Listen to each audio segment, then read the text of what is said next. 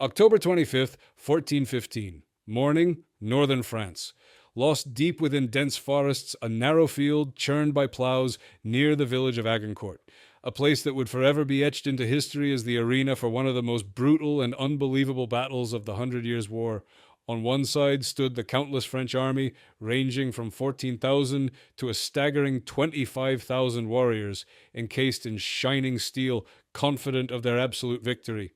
On the other, the exhausted, hungry, and dysentery ridden, yet unyielding 6,000 to 8,100 English soldiers, led by the young, furious King Henry Lefebvre. It was a clash where all signs pointed to a catastrophic defeat for the English. How could they possibly hope to stand against such a massive, overwhelming force? But what happened that day on St. Crispin's Day completely turned all notions of medieval warfare on their head. The result was stunning. A crushing, unprecedented English victory that forever changed the course of history. Imagine this. You're standing on a field where a torrential rain has just raged. The ground beneath your feet isn't just mud, it's a sticky, viscous mire that sucks at your boots, restricting your every movement. Every step is an agonizing struggle. You're a French knight, encased in 50, 60 pounds of cold, heavy steel. Your visor is down, restricting your breath, turning every inhale into a suffocating effort. Your vision is narrowed to a thin slit. The world around you appears blurry, gray. Around you are thousands just like you, squeezed together, unable to move freely, trapped between forests and swamps on this cursed narrow strip of land. You hear the heavy breathing of your comrades, the clang of steel, the squelch of mud. And then it starts. First, a distant, ominous whistle, then it intensifies, morphing into a terrifying howl, a veritable storm in the air. It's a hail of arrows. Thousands, tens of thousands of deadly arrowheads, loosed from English longbows, rain down on you. They clang off helmets, scrape against breastplates, finding every gap in your steel shell, turning the field into a bloody mess. A sense of helplessness consumes you as you sink knee-deep in mud, while arrows pierce through armor, turning your body into a sieve. This is the story of how the deadly power of the English longbow, amplified by the treachery of the terrain, rewrote the rules of medieval warfare, transforming the battlefield into a trap of mud and arrows. But to truly understand how this utterly impossible victory became possible, we need to look deeper. This was more than just a battle. Agincourt wasn't merely another bloody page in the centuries-long chronicle of the Hundred Years' War. It's an epic saga of how tactical genius, iron discipline, and revolutionary innovations revolutionized the art of warfare, shattering outdated concepts of chivalric honor and numerical superiority. Imagine the consequences. This monumental, shocking victory marked an absolute turning point in the protracted conflict between England and France. It instantly boosted England's morale and immense prestige to unprecedented heights, securing its undisputed dominance for a full 14 years. This was not just a victory, it was a triumph that paved the way for further conquests in Normandy, leading to the humiliating Treaty of Troyes in 1420 for France, under which English King Henry VIII was to become the heir to the French throne. For England, this event was far more than just a military success. It undeniably strengthened the legitimacy of the young Lancastrian monarchy, whose claim to the throne was precarious. Henry V, a true leader, transformed from a king whose authority was challenged into a national hero blessed by God. Agincourt became a powerful, enduring symbol of national pride that became indelibly etched in the English consciousness. It was celebrated in heroic songs such as the famous Agincourt Carol and immortalized in enduring literature, culminating in William Shakespeare's iconic play, Henry VIII.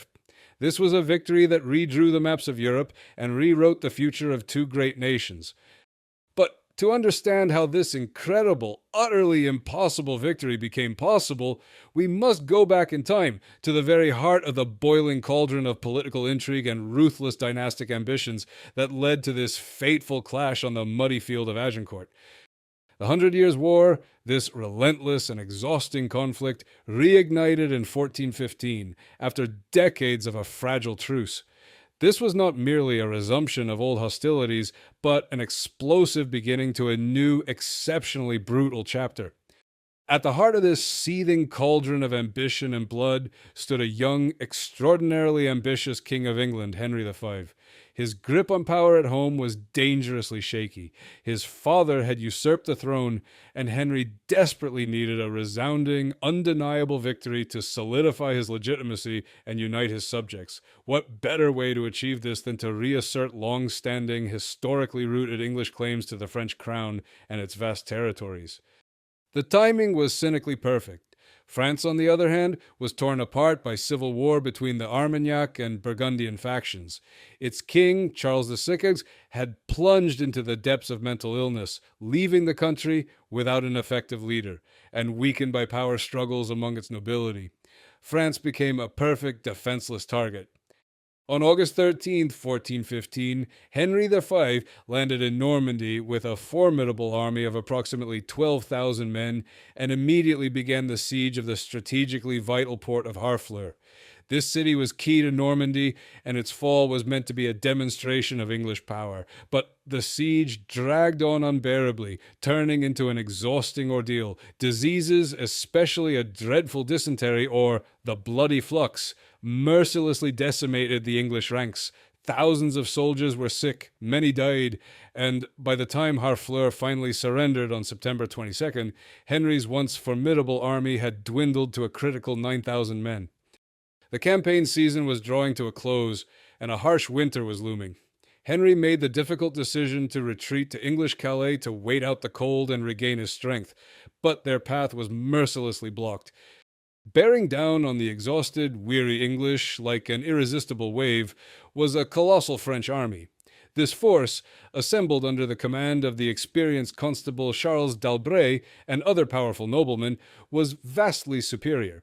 The French craved glory, vengeance for past defeats, and the utter destruction of the invading enemy. The stakes were incredibly high, absolutely existential. For Henry V, it wasn't just about victory, but about the survival of his army, the legitimacy of his crown, and his own personal future. Failure here would mean the end of his ambitions and, quite possibly, the end of his dynasty. For France, this was a desperate defense of its sovereignty, national honor, and the very existence of the kingdom. The entire world held its breath, awaiting an inevitable decisive confrontation. But how could an army exhausted by hunger, disease, and an endless grueling march hope to prevail against such overwhelming, terrifying superiority? The answer lies not only in courage, but also in the revolutionary war machine that Henry V forged from his soldiers, a machine capable of turning the tide of any battle. The true strength of Henry V's army lay not merely in its numbers, but in its unprecedented organization, ruthless tactics, and iron discipline, which transformed it into a finely tuned, lethal machine. This was a revolutionary army for its time, not a loose feudal militia, but a professional force assembled by contract. Every soldier, from knight to archer, knew their place and their task. Henry V himself was the architect of this system, relentlessly enforcing the strictest discipline. Looting, immediate punishment, up to and including hanging, as examples during the campaign demonstrated. Weakness, unacceptable. He personally led his troops, participated in hand-to-hand combat, and, crucially, rallied his men with powerful, inspiring speeches, transforming them into true brothers in arms, ready to go to the very end. But the heart of this deadly machine was the renowned English longbow. Up to a staggering 80% of Henry's army was comprised of archers, the living weapons of mass destruction of the Middle Ages. Imagine this. Each archer could loose up to 12 arrows per minute, and their arrowheads, launched with incredible force, could pierce armor, sowing panic and absolute death. This was more than just a weapon. It was a system requiring years of training and unparalleled skill. Their tactics were innovative and absolutely ruthless. Imagine this. In front of their positions, archers would drive sharpened wooden stakes, palisades, into the ground, angled sharply towards the enemy. It was a simple yet ingenious trap, rendering any cavalry charge impossible to breach. Perhaps this idea was borrowed from the experience of the Battle of Nicopolis in 1396, where Turkish forces successfully employed a similar tactic against French knights. Henry the Fan was a master at utilizing the terrain. He didn't just go into battle, he chose his battles, skillfully using narrow defiles and challenging terrain to negate the enemy's overwhelming numerical superiority. Yes, his army was exhausted after an incredibly grueling 260-mile march in 2.5 weeks. Yes, they suffered from excruciating hunger and a terrible dysentery epidemic, so much so that, reportedly, many archers went into battle without their trousers to cope with the illness. But the king's unwavering will, his indomitable spirit, and unyielding presence kept this army together, combat-ready until the very end. Now, let's turn to the other side. The contrast was striking and tragic. The French army, despite its immense numbers and sumptuous armor, was crippled by internal divisions and archaic mindsets. A lack of unified, decisive command, haughty feudal pride, and obsolete tactics, all of these factors rendered it a lumbering, cumbersome giant. Knights, driven by a thirst for personal glory and lucrative ransom, charged into battle with no regard for strategic plans, often disregarding orders. They disregarded their archers and crossbowmen, relegating them to the rear, deeming it unknightly. For the splendor of their gold and silver armor shouldn't be sullied by the rabble. This was a fatal mistake, one that would prove incredibly costly on that fateful day. So, the stage was set. On one side, a honed, deadly machine forged from discipline and innovation. On the other, a mighty but disorganized giant, bound by pride and tradition. All that remained was to choose the battlefield, and this field proved to be Henry V's most treacherous ally. The calm before the storm, the morning of October 25th, 1415. The battlefield. It wasn't a vast plain where armies of thousands could deploy. On the contrary, it was a treacherous, narrow strip of recently plowed land, squeezed as if in a vice between the dense, dark forests of Tramecourt and Agincourt. The width of this deadly corridor was only about 750 yards, just over 700 meters. Imagine this. 2 massive armies were meant to clash in this unbearable confinement. And it wasn't just the confined space. The recent, unending torrential rains had turned this field into deep, clinging mud. Not just wet ground, but a treacherous, sticky quagmire where feet sank knee-deep, and every single step demanded colossal, exhausting effort. This mud proved to be the English's most formidable ally and the French's most ruthless enemy. The constricted space, combined with impenetrable woodlands on the flanks, all of this made it utterly impossible to effectively utilize their overwhelming numerical superiority, especially for the numerous and heavily armored French cavalry. They were doomed to a head-on collision where their sheer numbers became a curse rather than an advantage. The English, weakened by starvation, racked by agonizing dysentery, and worn out by a grueling 260-mile march, spent the night in an ominous silence.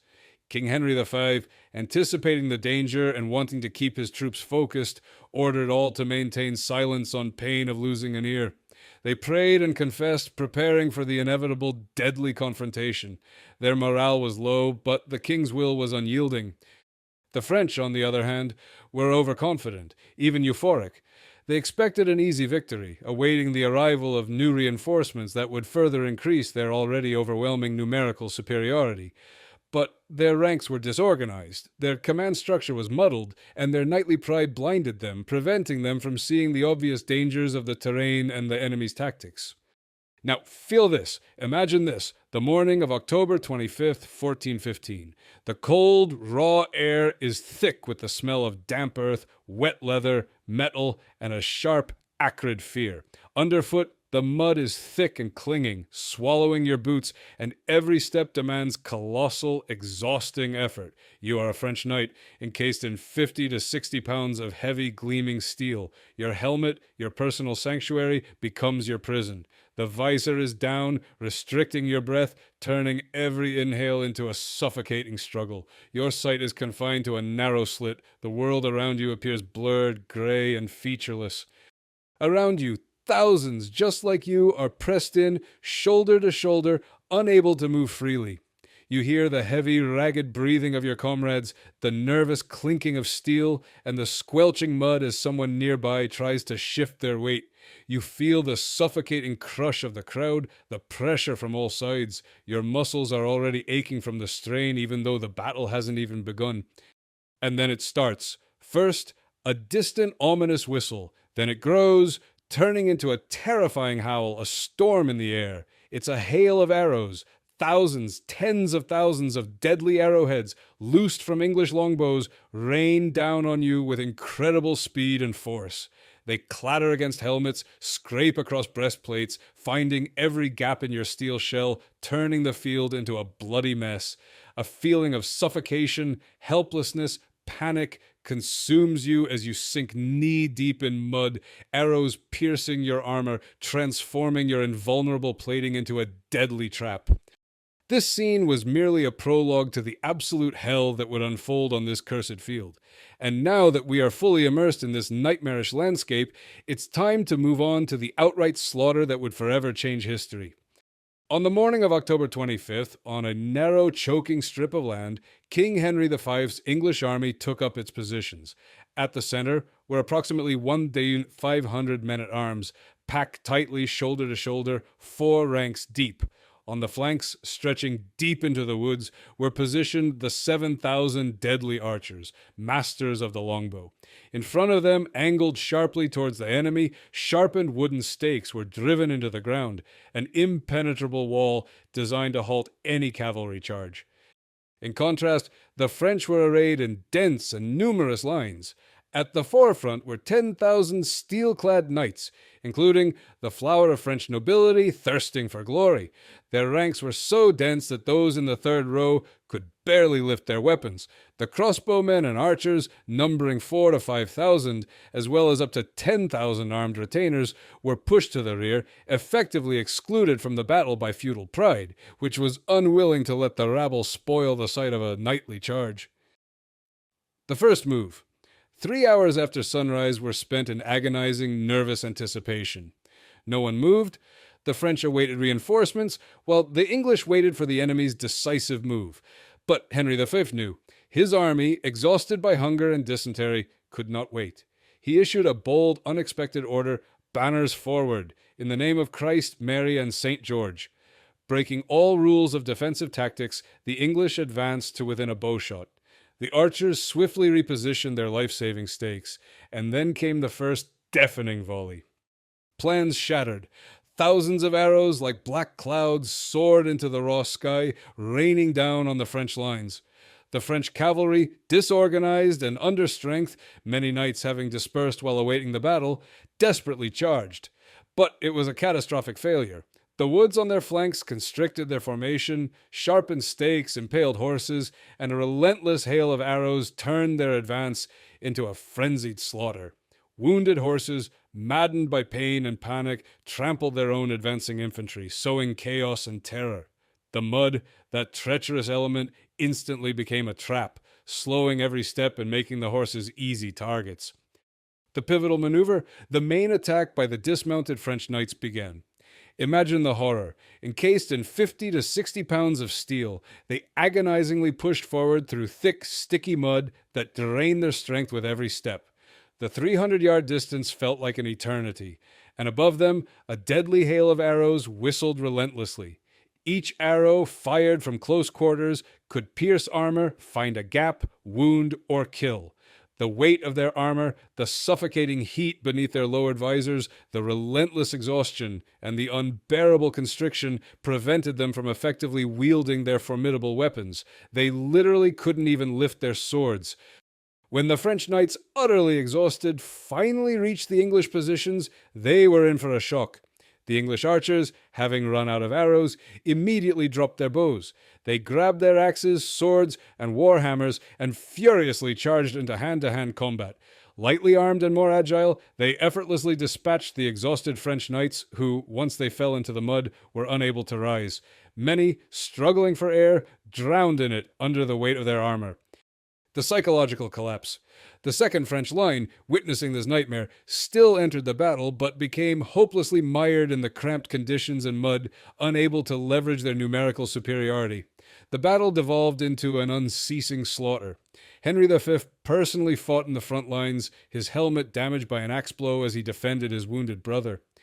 In the midst of this bloody chaos, Henry V received troubling news.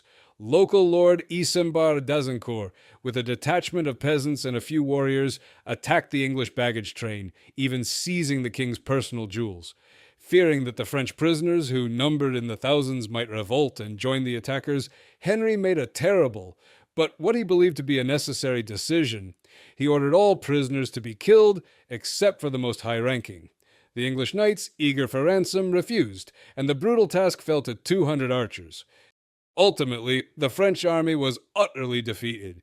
Thousands were killed, hundreds captured. The commanders of the first and second lines were either dead or captured. The third line, watching in horror the unprecedented carnage, finally retreated, abandoning their comrades to their fate. The battle, which lasted about 3 hours, ended in a complete crushing defeat for the French side. It was an absolute triumph of tactics, discipline, and will over numerical superiority and outdated notions, and the consequences of that day forever changed the face of France and England. The Battle of Agincourt was not just a crushing victory for England, it was an absolute turning point, a seismic blow that changed the course of the 100 Years' War and reshaped the very fabric of European history. It was an earthquake whose repercussions were felt for decades, and its echo resonates even to this day. The political landscape. For England, Henry V's victory was a triumph that solidified the shaky legitimacy of the Lancastrian monarchy. Henry, returning to London as an undisputed hero, was seen by his subjects and European powers alike as a king blessed by God. His ruthless campaigns were given divine justification. This culminated in the signing of the Treaty of Troyes in 1420, a humiliating blow for France. Imagine this.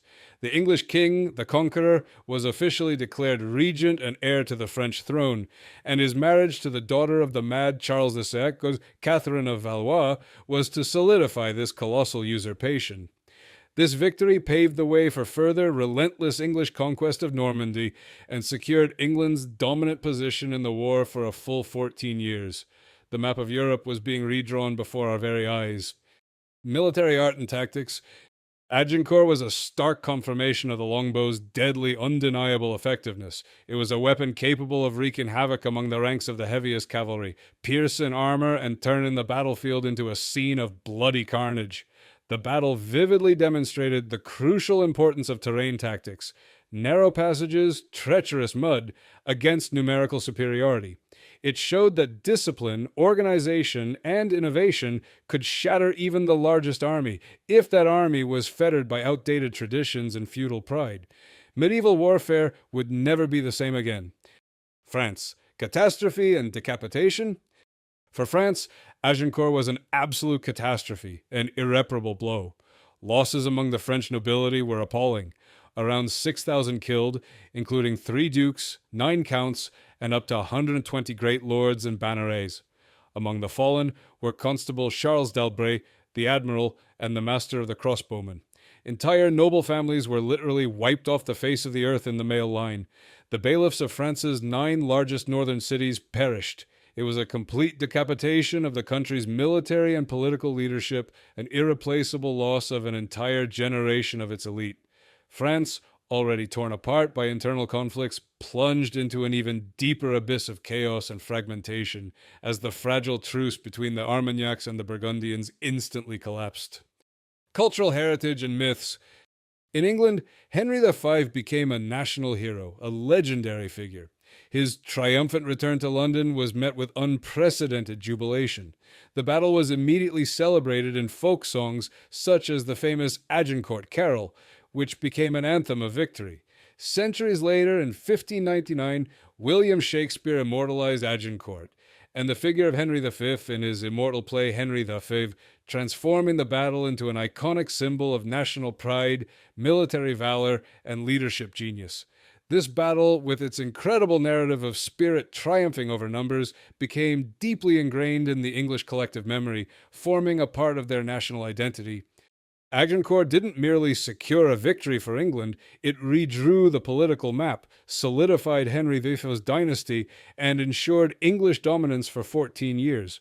It also became an unwavering symbol of national pride and military genius, immortalized in culture for centuries to come. It wasn't just a battle, it was an era-defining moment. But what profound lesson can we draw from this epic carnage? What does Agincourt tell us about leadership, systems, and the fragility of even the mightiest empires? Agincourt is not just a page in a history textbook. It's a timeless and enduring lesson about leadership, adaptation, and the shocking fragility of even the most powerful empires. It's a relentless reminder that in the crucible of conflict, it's not always the strongest who survives, but rather the one who adapts the quickest. King Henry V displayed exceptional strategic thinking, unwavering personal courage, and an incredible ability to rally his exhausted, weary army. He transformed weakness into overwhelming strength and despair into a steely will to victory. He didn't just command, he inspired, fighting alongside them, becoming a symbol for his brothers in arms. Discipline, revolutionary and innovative tactics, and a masterful ability to exploit the unique features of the battlefield. These were the three pillars upon which the English army stood. They crushed the disorganization, arrogant pride, and absolutely outdated notions of honor held by the French nobility. It was a public execution of the old world by a new, effective approach to warfare. This battle unequivocally teaches us true strength is not in overwhelming numbers, not in the gleam of armor, and not in grand titles. It lies in adapting to changing conditions, in iron discipline capable of forging individual warriors into a single, unbreakable machine, and, of course, in brilliant leadership that sees opportunities where others see only hopelessness. Agincourt is a timeless lesson in how innovation and strategic thinking can turn the tide of history, transforming apparent weakness into an overwhelming, irresistible force.